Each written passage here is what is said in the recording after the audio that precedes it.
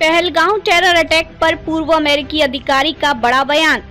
ISI को Hamas जैसा treat किया जाए, रूबिन। आईएसआई को मिटाना अब भारत की जिम्मेदारी, पहलगाम हमले पर मिचेल रूबिन का बड़ा बयान। पहलगाम हमला हमास की कॉपी, अब आईएसआई को ग्लोबल टेरर टैग मिले, रूबिन। क्या है मामला? जम्मू कश्मीर के पहलगाम में हाल ही में हुए आतंकी हमले में 28 निर्दोष पर्यटकों की बेरहमी से हत्या कर दी गई। हमलावरों ने सेना की वर्दी पहनकर वेसारेन मेडो में हमला किया, जहां बड़ी संख्या में पर्यटक घूमने आए थे। हमले में धार्मिक पहचान पूछकर टारगेट किया गया, नाम पूछे गए, धार्मिक श्लोक बोलने को कहा गया और फिर गोलियों से भून दिया गया। पूर्व पेंटागन अधिकारी मिचेल रूबिन ने क्या कहा? मिचेल रूबिन जो अमेरिकी रक्षा मंत्रालय में काम कर चुके हैं और इस समय अमेरिकी think tank middle east forum में निदेशक हैं। उन्होंने एएनआई को दिए इंटरव्यू में कहा, इंडिया को आईएसआई के साथ वही करना चाहिए जो इजराइल ने हमास के साथ किया। आईएसआई को एक टेरर ग्रुप की तरह ट्रीट करना चाहिए। उन्होंने आगे ये भी कहा कि पाकिस्तान की आईएसआई ने पहलगाम अटैक में हमास जैसी रणनीति अपनाई। निर्दोष, शांति चाहने वाले मध्यवर्गीय हिंदुओं को टारगेट कर भय फैलाना। भारत को चाहिए कि वह आईएसआई के नेतृत्व को खत्म करे और उन्हें आतंकी संगठन घोषित करवाने की अंतर्राष्ट्रीय मुहिम चलाए। अगर अमेरिका ने कासिम सोलेमानी, ईरान के कुद्स फोर्स प्रमुख को टारगेट किया, तो भारत क्यों नहीं पाकिस्तान के जनरल असीम मुनीर को वैसा ही अंजाम दे सकता।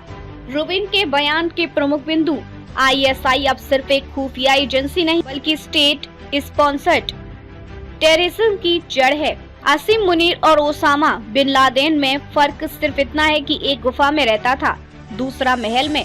भारत को चाहिए कि वो अमेरिका, यूरोप और अन्य सहयोगी देशों जैसे दबाव बनाए कि आईएसआई को टेरर ग्रुप घोषित किया जाए। भारत को पाकिस्तान की जुडिलर वेन, मुख्य धमनी काटनी होगी, यानी पाकिस्तान के आतंकी इंफ्रास्ट्रक्चर को जड़ से समाप्त करना होगा।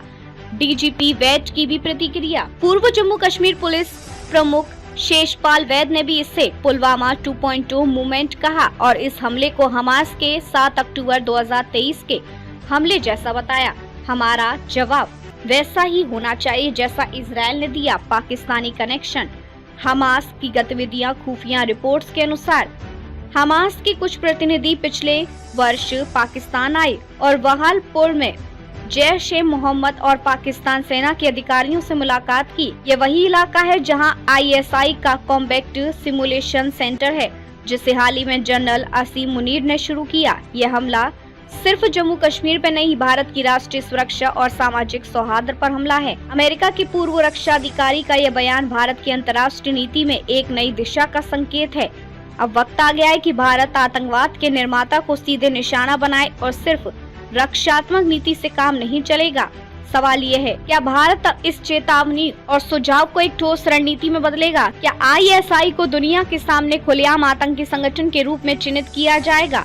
आपकी क्या राय है? नीचे कमेंट करें। आतंकी हमलों को रोकने के लिए सबसे प्रभावी उपाय क्या है? साथ में अपनी राय भी दें। इंटेलिजेंस और सर्विलांस सिस्टम को सुधारना, सुरक्षा बलों और चेक पॉइंट्स को मजबूत करना,